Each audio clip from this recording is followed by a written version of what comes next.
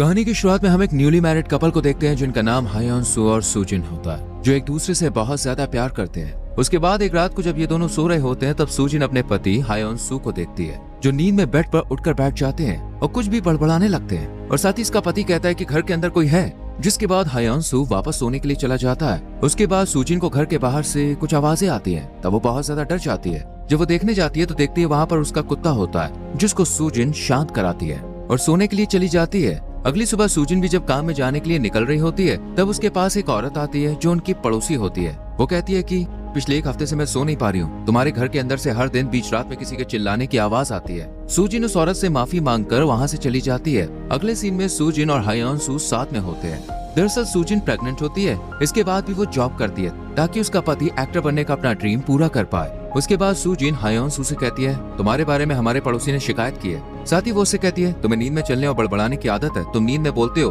कोई अंदर है, तुम्हें इसे रोकना होगा। लेकिन हायोन सू इसे सीरियसली नहीं लेता। सूजिन हायोन सू से कहती है, अब मेरा बच्चा जन्म लेने वाला है, ऐसे हम उसका ख्याल कैसे रखेंगे। उसके बाद वो दोनों सोने चले जाते हैं। तब हायोन सू अपने चेहरे को बुरी तरह से खुजाने लगता है, लेकिन सूजिन उसे ऐसा करने से रोक देती है।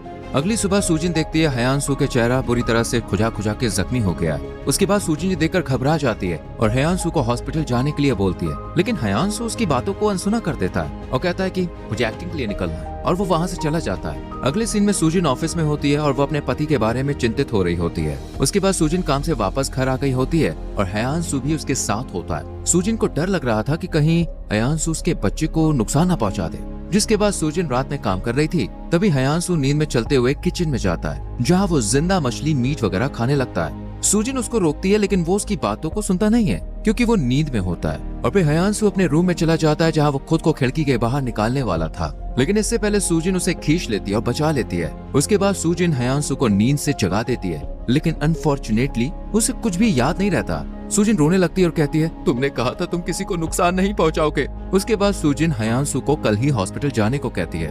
अगली सुबह सूजिन अपने घर की खिड़की पर ग्रिल लगा देती है और साथ ही अपनी माँ को भी बुलाती है, जो सूजिन के लिए बहुत ज्यादा टेंशन में थी। दूसरी तरफ हायोन सू का ट्रीटमेंट एक हॉस्पिटल में चल रहा होता है, जहाँ डॉक्टर सूजिन और हायोन सू को बताते हैं हायोन सू स्लीप बिहेवियर डिसऑर्डर का शिकार है, जो नर्वस सेल में केमिकल इम्बैलेंस से होता है। सूजिन डॉक्टर से कहती है, इसका कोई इलाज है? वो कहते हैं हाँ, और उसके बाद हायोन सू का मेडिकल ट्रीटमेंट शुरू हो जाता है। साथ ही डॉक्टर ने घर से नुकीले सामानों को हटाने के लिए बोला था। उसके बाद हायोन सू की मील भी चेंज कर दी जाती है और शराब पीने से उसे रोक दिया जाता है। सूजिन ने सभी जरूरी चीजों की लिस्ट बना ली होती है। उसके बाद वो दोनों सोने के लिए चले जाते हैं। अगली सुबह सूजिन को लगता है सब कुछ ठीक है। वो उठकर दूसरे कमरे में जाती है, तब उसे अपने कुत्ते का खाना जमीन पर गिरा हुआ दिखता है। जिसके बाद वो फ्रिज खोलती है, जिसके अंदर सूजिन के कुत्ते की लाश थी, जिसे हायोन सू ने नींद में मार डाला था। ये सब देखकर सूजिन बहुत ज्यादा डर जाती है। अगले सीन में सूजिन एक लड़की को जन्म देती है और उसके बाद सूजिन की माँ बच्चे से मिलने के लिए हॉस्पिटल आती है। उसके बाद हॉस्पिटल से डिस्चार्ज होने के बाद सूजिन और हायोन सू गाड़ी से घर की तरफ जा रहे होते हैं। तब हायोन सू सूजिन से कहता है वो रेंट पे अकेले रहेगा ताकि उसकी बीवी और बच्ची को नुकसान ना पहुंचे, लेकिन सूजिन ऐसा करने से मना कर देती है और कहती है, हमने प्रॉमिस किया था चाहे जो भी हो हम हर मुश्किल में साथ रहेंगे, है ना। अगले सीन में सूजिन और हायोन सू फैसला करते हैं कि वो दोनों अलग अलग कमरे में सोएंगे। नेक्स्ट डे सूजिन एक डॉग को देखती है, जो कि बिल्कुल उसके डॉग के जैसा ही था, जिसे उसके पड़ोसी लेके आए थे। इसे देखकर सूजिन अपने डॉग को बहुत मिस करती है। उसके बाद रात में सूजिन सो नहीं पा रही थी क्योंकि उसे अपने बच्चे की फिक्र हो रही थी। जिसके बाद वो बच्चे को लेकर बाथरूम में सोने के लिए चली जाती है। तभी दरवाजे पर हायोन सू बहुत जोर से धक्का देता है और उसे खोलने की कोशिश करता है, लेकिन सूजिन दरवाजा ओपन नहीं करती। उसके कुछ देर के बाद सूजिन देखती है हायोन सू अपने बच्चे के बिस्तर पर पेशाब कर रहा है। अगले सीन में हायोन सू और सूजिन डॉक्टर के पास जाते हैं, जहाँ सूजिन डॉक्टर के ऊपर बहुत चिल्लाती है क्योंकि दवा अपना काम ठीक से नहीं कर रही थी। इसकी वजह से सूजिन बिल्कुल भी सो नहीं पा रही थी, वो बहुत डिस्टर्ब थी। इस डर से कहीं हायोन सू उसके बच्चे को कोई नुकसान न पहुंचा दे। लेकिन डॉक्टर कहता है बीमारी का इलाज होने में टाइम तो लगेगा ना, जिसे सुनकर सूजिन और गुस्सा हो जाती है। नेक्स्ट सीन में हायोन सू घर में आता है और वो किसी भी हाल में बीमारी को ठीक करने के लिए लग जाता है। नेक्स्ट सीन में रात को हायोन सू अपनी गाड़ी के अंदर सो रहा था, लेकिन सूजिन उसे घर में बुला लेती है और फिर रात में लॉक लगवा देती है ताकि हायोन सू रूम के अंदर ना आए। अगले सीन में सूजिन की माँ एक बुद्धिस्ट प्रैक्टिशनर को घर ले आती है ताकि वो भूत प्रेत के बारे में पता कर सके। इसके बाद वो बेल्स को लेकर पूरे घर में घूमने लगती है और आखिर में हायोन सू के पास रुकती है और कहती है कि इसे आत्मा ने पकड़ लिया है, जब ये सोएगा तब आत्मा जाग जाएगी जो सबको खत्म करेगी। साथ ही वो कहती है सूजिन की वजह से वो तुम्हारे पीछे पड़ा है, तुम याद करो तुमने किसी को धोखा दिया है। सूजिन जवाब में ना बोलती है, उसके बाद सूजिन की माँ और वो बुद्धिस्ट प्रैक्टिशनर चली जाती है, जिसके बाद हेयांसू और सूजिन इन सब बातों को लाइटली लेते हैं, लेकिन सूजिन डरी हुई होती है। अगले सीन में सूजिन चेक करने लगती है कहीं किसी लड़के के साथ उसकी जान पहचान तो नहीं है। उसके बाद हेयांसू और सूजिन सोने चले जाते हैं, लेकिन सूजिन बिल्कुल भी सो नहीं पाती। नेक्स्ट डे सूजिन अपने पड़ोसी के घर जाती है, जहाँ वो घर के अंदर अजीब सी चीजें नोटिस करती है, जैसे कि उस औरत के पापा पहले ही मर चुके हैं, लेकिन उस औरत का बेटा उनसे बातें करता है। जिसके बाद सूजिन उनका नाम पूछती है, जिसका नाम पाक चुन की है।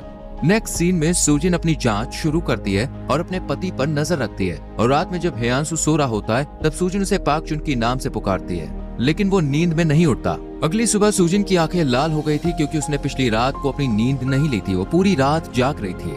देन सूजिन एक पेपर लेती है जिसमें एक मंत्र लिखा हुआ था, जिस सूजिन की माँ ने दिया था। सूजिन कहती है, हेयांसू कल मैंने इसे तुम्हारे पास रखा था जब तुम कल नींद में चले गए थे। उसके बाद हेयांसू अपनी बीवी को रेस्ट करने को बोलता है। थकने की वजह से सूजिन पूरे दिन सोती है, और जब उसकी आंख खुलती है तो वो देखती है कि रात हो चुकी थी, और फिर उसे अपने बच्चे के रोने की आवाज आती है। ये सुन के वो दौड़ के भागती है, बच्चे के पास चली जाती है, लेकिन वो बच्चा नहीं मिलता। फिर उधर गैस के बर्तन पर कुछ उबल रहा था, इसलिए उसे लगता है कि इसके अंदर बच्चा होगा। फिर वो बर्तन को फेंक कर बच्चे को ढूंढती है, तभी हेयांसू बच्चे को गोद में लेके आता है। इसके बाद सूजिन अपने पति पे गुस्सा होती है और वो वही बर्तन से मारकर उसे बेहोश कर देती है। इसके बाद हेयांसू की आंखें खुलती है, तब वो बंधा हुआ था।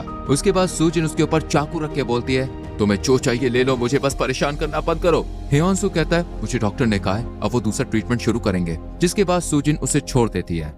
अगले सीन में हेयांसू हॉस्पिटल में रहकर अपना इलाज करवाता है और अब वो लगभग ठीक हो जाता है, और अब हेयांसू की हालत पहले से बेटर हो चुकी थी। वो अब रात में नींद से नहीं उठेगा। इसके बाद हेयांसू हॉस्पिटल से अपनी बीवी को लेने जाता है, जिसको कुछ दिन पहले ही एडमिट करवाया गया था, क्योंकि उसकी दिमागी हालत बिल्कुल ठीक नहीं थी। हेयांसू को पता चलता है कि वो पहले ही घर जा चुकी है। जिसके बाद हेयांसू सूजिन को ढूंढने जाता है, जहाँ वो घर पर देखता है कि सूजिन ने घर पर चारों तरफ मंत्र लगा रखे हैं, और उसे लगता है कि हेयांसू के अंदर आत्मा है। हेयांसू कहता है कि अब मैं नॉर्मल हो गया हूँ। जिसके बाद सूजिन हेयांसू को लेकर सोफे पर बैठा देती है और प्रोजेक्टर में बताती है, जब वो बूढ़ा आदमी मरा उसी दिन से तुमने चलना शुरू कर दिया, और जैसे जैसे दिन बढ़े वैसे वैसे पार्ट चुन की आत्मा हेयांसू के ऊपर हावी हो रही थी, और वो आत्मा हेयांसू के ऊपर अपना कब्जा करके अपनी फैमिली से जुड़ना चाहती थी। इससे पहले सूजिन की माँ और उस बुद्धिस्ट प्रैक्टिशनर ने हेयांसू के ऊपर रिचुअल भी किया, जिससे वो ठीक हो जाए, और एक निशान भी हेयांसू की पीठ पर होता है। इसके बाद हेयांसू को कुछ भी समझ में नहीं आता, वो घर से जाना चाहता है, बट सूजिन उसको रोक देती है, क्योंकि आज पार्ट चुन को मरे हुए 100 दिन हो जाएंगे और वो पूरी तरह से हेयांसू पर अपना कब्जा करेगा।